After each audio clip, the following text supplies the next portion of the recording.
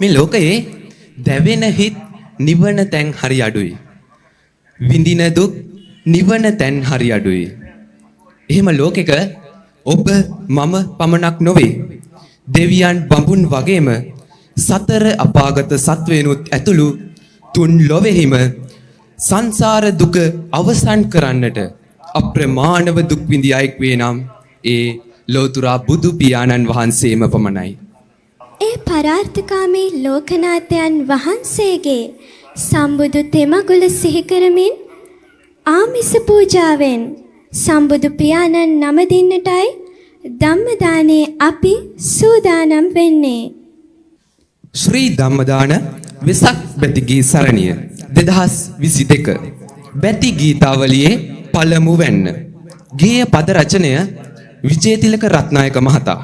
සංගීතය හා ගායනය සෝමතිලක ජයමහා මහතා. අමාමෑණී බුදු පියාණෙනි ඔබේ පාද නම දින්නට අවසරයි.